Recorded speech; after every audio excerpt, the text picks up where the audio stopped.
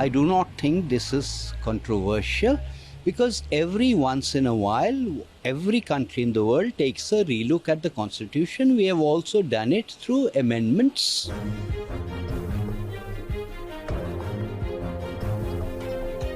प्रधानमंत्री नरेंद्र मोदी के आर्थिक सलाहकार परिषद के चेयरमैन विवेक देबरॉय के संविधान को लेकर लिखे एक लेख पर राजनीतिक घमासान शुरू हो गया है।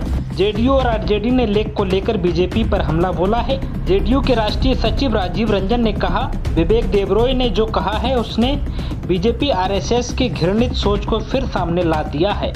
राजीव रंजन ने कहा, इस तरह की कोशिशों को भारत कभी स्वीकार नहीं करेगा। उन्होंने भारत के संविधान को दुनिया का सर्वश्रेष्ठ संविधान बताया और कहा कि विवेक देबरॉय चाटुकारिता कर रहे हैं।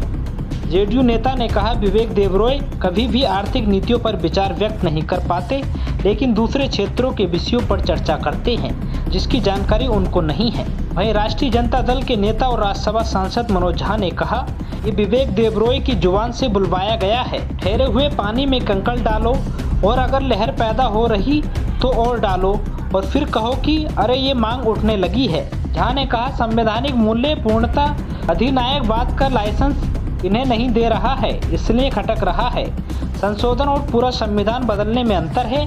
आरजेडी नेता ने कहा, मोदी जी के देश में असमानता चरम पर है। विधान बदलने की जरूरत है, संविधान बदलने की नहीं। झा ने आगे कहा, ये चाहते हैं कि वैसा कानून बने जैसा कि राजा के मुख से निकला शब्द ही कानून हो। माला डाल देने से विचार आत्मसात नहीं होते।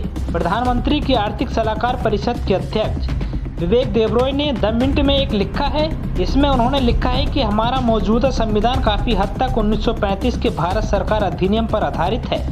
2002 में संविधान के कामकाज की समीक्षा के लिए गठित एक आयोग द्वारा एक रिपोर्ट आई थी, लेकिन यह आधा अधूरा प्रयास था। कानून में सुधार के कई पहलुओं की तरह यहाँ और दूसरे बदलाव से काम नहीं चलेगा। लेख में आगे कहा गया कि हमें पहले सिद्धांतों से शुरुआत करनी चाहिए, जैसा कि संविधान सभा की बहस में हुआ था। 2047 के लिए भारत को किस संविधान की जरूरत है? देबरॉय ने लिखा कि कुछ संशोधनों से काम नहीं चलेगा, हमें ड्राइंग बोर्ड पर वापस जाना चाहिए और पहले सिद्धांतों से शुरू करना चाहिए। ये पूछना चाहिए कि प्रस्तावना में समाजवादी, धर्मनिरपेक्ष, लोकतांत्रिक, न्याय, स्वतंत्रता और समानता जैसे शब्दों का अब क्या मतलब है।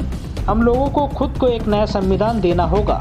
तो दोस्तों, हम लोगों को खुद को एक नया संविधान देना होगा या नहीं, आप भी कमेंट करके जरूर बताएं। वीडियो को लाइक करें, शेयर करें। शुक्रिया, नमस्कार, गुरु फतेह, आदाब, नमो बुद्धा।